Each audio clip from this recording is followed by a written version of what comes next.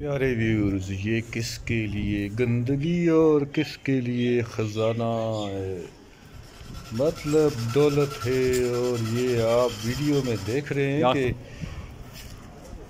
ये लोग इससे कमाई भी कर रहे हैं और एक बच्चा है और एक बुज़ुर्ग हैं जो कि इस कचरे में से कुछ ढूंढ रहे हैं। ढूंढ कर ये कबाड़ पर लेकर जाते हैं और फरोख्त करते हैं।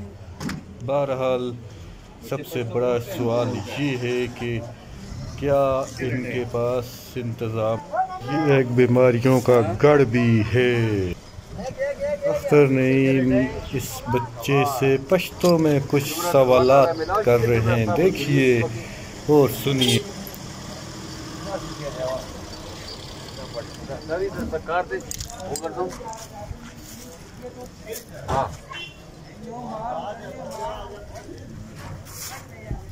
बदे बदे सो खर्च है बदे जरा उशीता रोजे बात बड़े कोरता माशाअल्लाह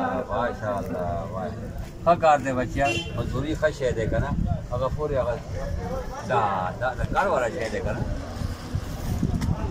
दोस्ता से खदमत कॉलेज बच्चा